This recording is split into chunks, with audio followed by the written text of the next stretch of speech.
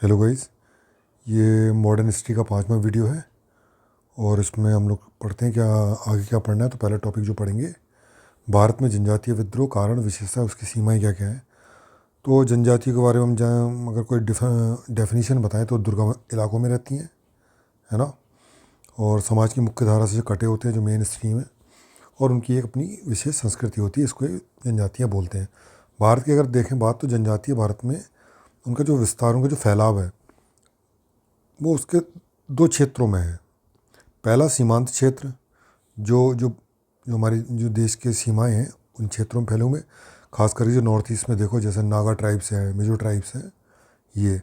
दूसरी गैर सीमांत क्षेत्रों में रहने वाली आदिवासी, जैसे सेंट्रल इंडिया में जो इस सेंट्रल इंडिया में जो आदिवासी रहते हैं, जैसे मुंडा, कोल इत्यादि, है ना। दोनों की विशेषताएं, आवश्यकताएं, जीवन शैली में पर्याप्त भिन्नता देखने को मिलती है। तो इस कारण से देखा जाए, जो उनके आंदोलन है, जो ट्राइबल आंदोलन हुए थे ब्रिटिश काल के दौरान, उनकी प्रकृति में भी काफ़ी अंतर देखने को मिलता है। तो सीमांत क्षेत्र में जो आंदोलन थे, वो बेसिकली स्वायत्तता की मांग कर रहे थे, और जो भारत के आंतरिक भागों में रह रहे थे, है ना, या खास करके सेंट्रल इंडिया में, उनकी मांग क्या थी? जल, जंगल और ज़मीन, इससे जुड़ी हुई मांग थी। तो अगला देख लेते हैं, भारत में जनजातीय आंदोलन के कारण क्या थे। कारण वही सिंपल है, जितनी भी गवर्नमेंट की पॉलिसीज़ हैं, चाहे वो लैंड से जुड़ी हों, चाहे बिजनेस से जुड़ी हों, चाहे उनके तुम्हारे ट्रेड से जुड़ी हों, है ना, या फिर जो रिलीजन, हमारे रिलीजन और कल्चर से जुड़ी हों, जो भी पॉलिसी हैं, वो सारी कारण नहीं होंगी। पहला देख लेते हैं, भू राजस्व नीतियाँ। टैक्स ज़्यादा था, है ना, ज़मीनी अधिकारों से जब टैक्स ज़्यादा था, तो टैक्स दे नहीं पा रहे थे, तो उनको ज़मीनी अधिकारों से बेदखल कर दिया। एक एक खूट कट्टी व्यवस्था चलती थी। ये झारखंड में चलती थी मुंडा ट्राइब के द्वारा। ये एक प्रकार की सामूहिक कृषि थी, इनका कल्चर था एक सामूहिक कृषि करने का। तो जब ये टैक्स नहीं दे पा रहे थे, तो इनको ये सामूहिक जो इनकी कृषि है, इससे इनको बेदखल कर दिया गया, और जो निजी सामूहिक कृषि की जगह निजी कृषि को इंट्रोड्यूस किया गया। ये कारण रहा। बेकारी बहुत ज़्यादा बढ़ रही थी। धार्मिक सांस्कृतिक मामलों में हस्तक्षेप बहुत बढ़ा था। खास करके जो 1813 का जो एक्ट आया था, उसमें जो ईसाई मिशनरीज़ को धर्म परिवर्तन की छूट दी गई थी, धर्म परिवर्तन कराने की। तो ये ईसाई मिशनरीज जाते थे ट्राइबल्स एरिया में, तो जबरन ये धर्मांतरण उनमें कराते थे, क्योंकि गवर्नमेंट का इनको सपोर्ट रहता था। नस्लीय भेदभाव देखने को मिला। सांस्कृतिक व जो परंपराएं हैं ट्राइबल्स की, उनका ये उपहास उड़ाते थे, है ना। और सांस्कृतिक प्रथाओं में हस्तक्षेप, जैसे जो नॉर्थ ईस्ट में नरबली की प्रथा थी, नागा ट्राइब्स में, तो उसको इन्होंने बैन कर दिया। तो वो लोग डायरेक्टली वो लोग मानने लगे कि ये हमारी प्रथाओं में गवर्नमेंट, इसका ब्रिटिश सरकार का हस्तक्षेप है ना। और जैसे सांस्कृतिक व पारंपरिक परंपराएं हैं, जैसे जो परंपराएं थी, उनका उपहास उड़ाते थे। जैसे बहुत से ट्राइबल लोग पेड़ों और वनों की पूजा करते थे, इसके बारे में हंसी बनाते थे, ठीक। अगला है संसाधनों का विदोहन, जैसे जल, जंगल, ज़मीन, है ना, खनिज संपदा, इसका विदोहन कर रहे थे वो जनजातीय क्षेत्रों में। इससे जबरन विस्थापन भी देखने को मिल रहा था, है ना। अंग्रेज जमीन साहूकार गठबंधन, ये गठबंधन जब हुआ तो उनका शोषण ट्राइबल्स का बहुत बढ़ गया। रेड जाल में फंस गए, वो भूमि उनकी हड़पी गई। यहाँ तक क्योंकि जो महिलाएं, ट्राइबल्स महिला वुमेन्स हैं, उनकी अस्मिताओं पर भी हमला देखा गया, ठीक। अब संरचनात्मक परियोजना, इसके कारण भी जनजातियों में जनजातीय आंदोलन खड़े हुए। ये एक ही पॉइंट मिला तो मैंने इसको लिख दिया। ये देखा गया था, जो ब्रह्मपुत्र घाटी से सिलट को जोड़ने वाली एक सड़क बना रहे थे लोग, ये अंग्रेज। तो खासी आंदोलन, जो खासी ट्राइब है, गारो खासी जनतिया में रहती थी, इनने इस सड़क बनाने का विरोध किया। इससे खासी आंदोलन भड़का, ठीक। तो उपयुक्त कारण थे, जिससे क्या, जनजाति दीकुओं के विरुद्ध, दीकुओं मतलब जो बाहरी लोग थे, जो नॉन ट्राइबल लोग थे, वो लोग, उनको ये ट्राइबल लोग दीकू बोलते थे। तो इनके खिलाफ ये आंदोलन इन्होंने छेड़ दिया। आंदोलन कैसा था? हिंसक था, ठीक। जनजातीय आंदोलन की विशेषताएं देखें तो इनका जो नेतृत्व होता था, पहला नेतृत्व के बारे में, तो नेतृत्व इनका स्थानीय ही होता था, है ना। मतलब उनके ट्राइबल लोगों के बीच में से कोई निकलता था, वो इनके आंदोलन को नेतृत्व देता था। जबकि और जो आंदोलन भारत में हो रहे थे, जो भी होते थे, जैसे वो श्रमिक आंदोलन हो, तो उनको श्रमिकों के बीच से कोई नेतृत्व नहीं निकल रहा था। जो राष्ट्रीय स्तर के नेता थे, वो उसको नेतृत्व प्रदान करते थे, है ना। तो स्थानीय स्तर पर इनको नेता उपलब्ध हो जा रहे।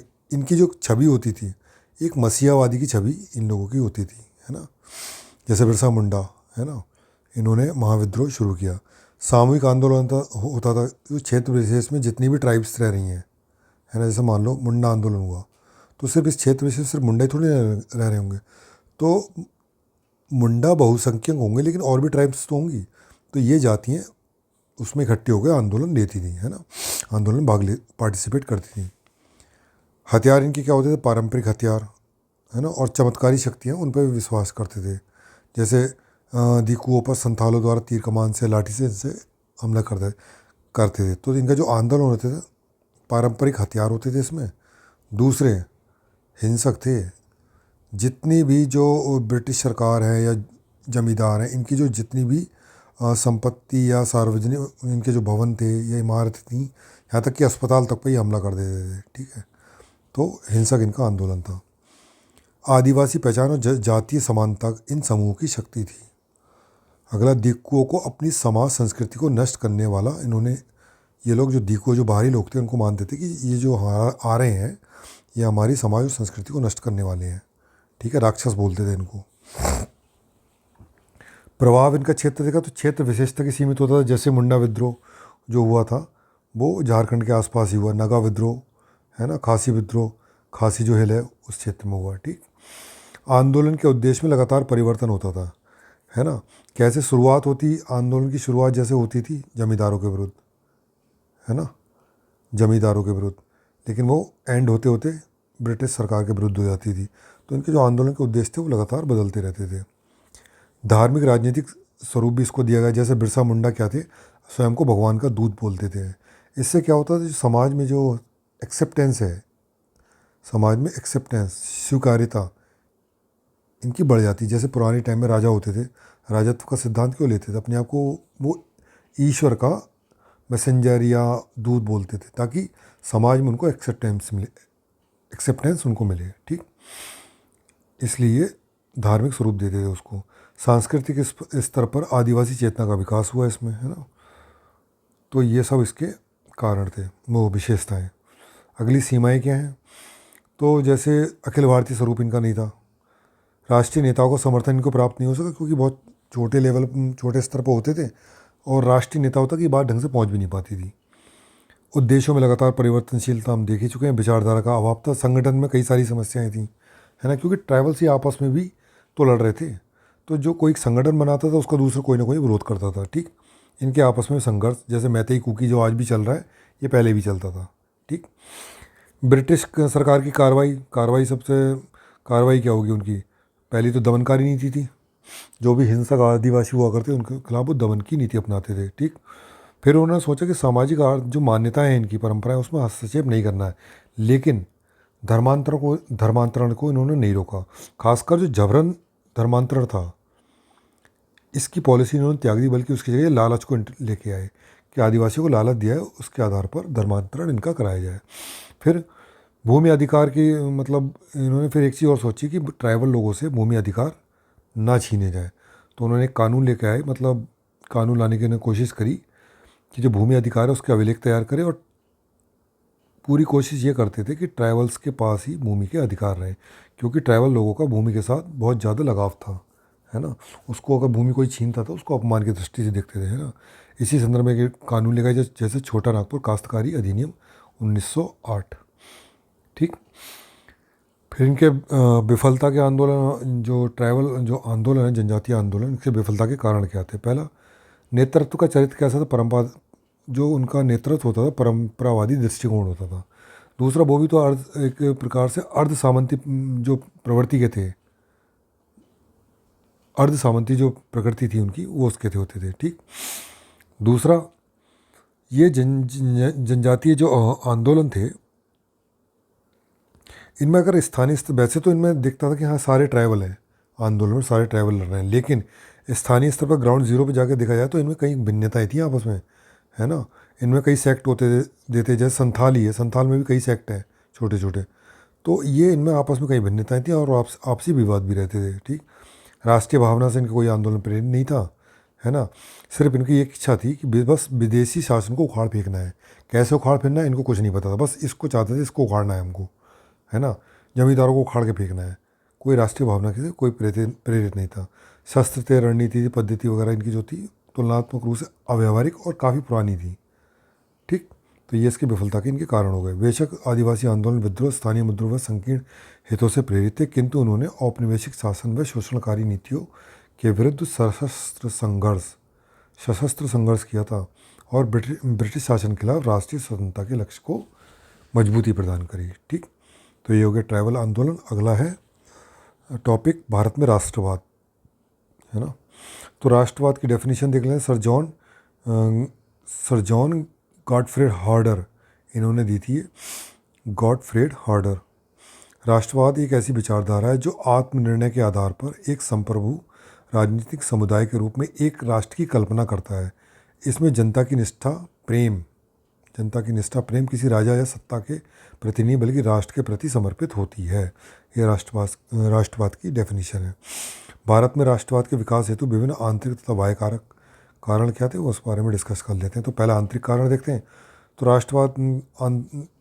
राष्ट्रवाद को कैसे विकास होगा? जो ब्रिटिश सरकार की जो पॉलिसीज़ थी उनसे रोष उत्पन्न हो रहा था, जन असंतोष। ये जन असंतोष ही तो राष्ट्रवाद के विकास में सहायक था। तो जाहिर सी बात है उनकी जो नीतियाँ थी औपनिवेशिक नीतियाँ, चाहे भू राजस्व से जुड़ी हो, साम्राज्यवादी नीति हो, चाहे आर्थिक नीति हो, ये सब राष्ट्रवाद में आंतरिक कारक थे। ठीक, पाश्चात्य चिंतन व शिक्षा, जो पाश्चात्य चिंतन शैली और जो मॉडर्न एजुकेशन, इन्होंने क्या करा, समाज में एक ऐसा शिक्षित वर्ग, नवीन शिक्षित वर्ग इन्होंने जन्म दिया जो राष्ट्रवाद का जो प्रसार था उसका उन्होंने नेतृत्व किया। जैसे राजा राममोहन राय, स्वामी विवेकानंद जी, है ना। तीसरा है भारत के अतीत का पुनर्अध्ययन। मैक्स मूलर हो गए, स्वामी विवेकानंद जैसे लोग हो गए। इन्होंने भारत की जो अतीत की गौरवशाली तस्वीर है उसको प्रस्तुत किया, है ना। जैसे आप देखो कि स्वामी दयानंद सरस्वती थे, इन्होंने वेदों की ओर नारा दिया।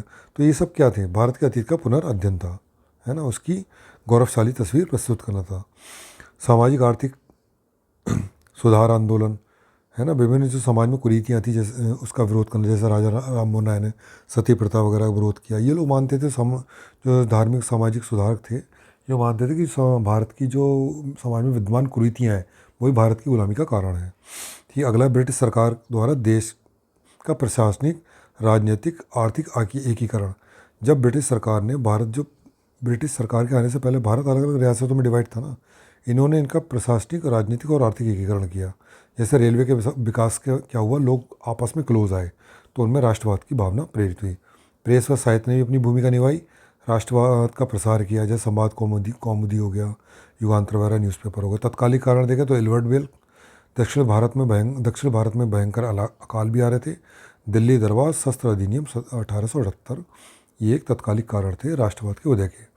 बाह्य कारण देखते हैं। विभिन्न विश्व स्तर पर क्रांति हुई, जैसे फ्रांसीसी क्रांति, अमेरिकी क्रांति और रूसी क्रांति, इन्होंने भारत में राष्ट्रवाद को बढ़ावा दिया।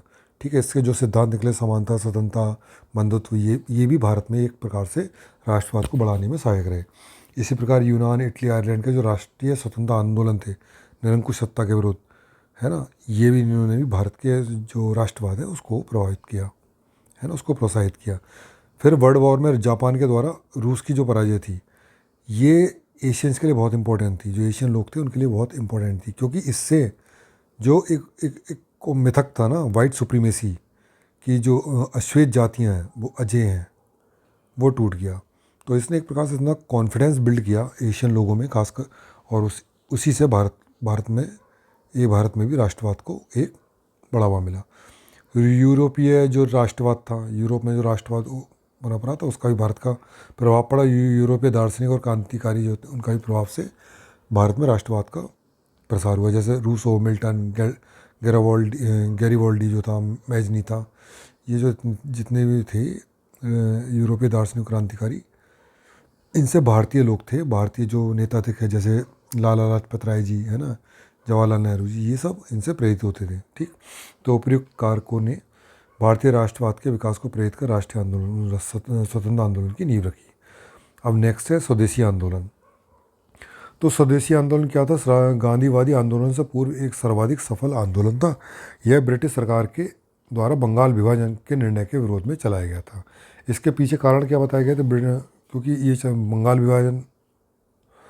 बंगाल विभाजन के निर्णय के विरोध में ही था।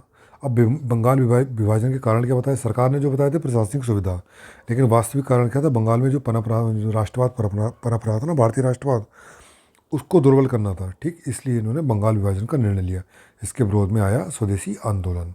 इसकी प्रकृति क्या थी? निष्क्रिय प्रतिरोध का इसमें पॉलिसी अपनाएगी, निष्क्रिय पैसिव रेसिस्टेंस। इसमें क्या होता था? सरकार से प्रार्थना पत्र सौंपना, निंदा प्रस्ताव देना, सभा आयोजित करना, है ना, लोगों को जागरूक करना। इस टाइप से जो गांधीवादी जो पॉलिसीज थी इसमें उसका पालन किया गया। विदेशी वस्त्रों और वस्तुओं का बहिष्कार किया गया। स्वदेशी व राष्ट्रीय शिक्षा कार्यक्रम को प्रोत्साहित किया गया। इसमें स्वदेशी के प्रति जागरूकता। नेशनल काउंसिल ऑफ एजुकेशन की स्थापना की गई। स्वयंसेवक संगठन और समितियों का गठन किया ताकि जन जागरूकता और जनसेवा को बढ़ावा दिया जा सके। स्वदेशी उद्योगों की स्थापना की गई। लोकप्रिय उत्सव का उपयोग राष्ट्रवादी चेतना के प्रसार, जो राष्ट्रवादी भावना है उसके प्रसार में किया गया, जैसे गणेश उत्सव, समाजी उत्सव, राखी दिवस इत्यादि। आत्मशक्ति पर इसमें काफ़ी बल दिया गया इस आंदोलन में, है ना। महत्व देखा है तो महत्व अगर देखते हैं तो समाज के सभी वर्गों ने इसमें ये पार्टिसिपेट किया था। छात्र हो गए, महिला हो गए, श्रमिक हो गए ना। इससे क्या हुआ? राष्ट्रीय आंदोलन में जो जन भागीदारी है, सभी की भागीदारी इसमें पहली बार हमें देखने को मिली। ठीक, तो यहीं से राष्ट्रीय आंदोलन में सभी वर्गों की भागीदारी प्रारंभ हो गई। ब्रिटिश सरकार की जो वास्तविक मानसिकता है उसका उजागर लोगों के सामने किया गया, है ना, और जिसका उद्देश्य था लोगों में आत्मशक्ति की भावना को जागृत करना। भारतीयों में नए आत्मविश्वास का संचार कर यह इसने क्या, इस मूवमेंट ने भारतीयों में नए आत्मविश्वास का संचार किया और यह भावना प्रबल की एकजुट होकर ब्रिटिश सरकार के विरुद्ध आंदोलन चला सकते हैं और उनको झुका भी सकते हैं। ये भावना भारतीयों में बहुत तेज़ी से प्रबल हुई। स्वदेशी आंदोलन में गांधीवादी तत्व, ये पैसिव रेजिस्टेंस वगैरह हो गया, है ना, और ये जनसभाएं वगैरह करना हो गया, ये सब क्या गांधीवादी तरीके थे। तो गांधीवादी तरीकों की जो आंदोलन में गांधी जी ने प्रयुक्त किए थे तरीके, उनकी झलक इसमें हमको देखने को मिली स्वदेशी आंदोलन में, है ना। और जब यहीं पे हमें स्वदेशी आंदोलन में गांधीवादी तरीके देखे गए तो इसने क्या करा, जो आगे के आने वाले आंदोलन थे उसकी भी प्रकृति निर्धारित कर दी कि हमारे देश में वही आंदोलन अच्छे से सफल होंगे जो गांधी शांति और अहिंसा के साथ किए जाएंगे। ठीक है, राष्ट्रीय एकता की इस आंदोलन ने बुनियाद रखी। समीक्षा अगर करी जाए तो सामाजिक आधार ज़्यादा व्यापक नहीं हो सका इसका, क्योंकि जमींदार वर्ग थे और शहरी वर्ग जो थे ये इस आंदोलन से लगभग दूर रहे। ठीक है, बंगाल में हुआ तो बंगाल के जो बड़े मुस्लिम नेता थे जैसे लियाकत हुसैन, नवाब सलीमुल्लाह, है ना, ये इस आंदोलन से दूर रहे, जिस कारण से आंदोलन अपने पूर्णतः उद्देश्यों में सफल नहीं हो सका, है ना। और शायद 2011 अपने उद्देश्यों में सफल नहीं हो सका, लेकिन इसने भारतीयों में राजनीतिक चेतना, स्वदेशी की भावना और राष्ट्रवाद का संचार किया है। यही कारण है कि 1911 में, शायद 1911 ही है, ब्रिटिश सरकार को बंगाल का जो विभाजन है इसको रद्द करना पड़ा। ठीक, तो ये 3 टॉपिक हो गए आज इस वीडियो में। आज की वीडियो में बस इतना ही। Thank you so much.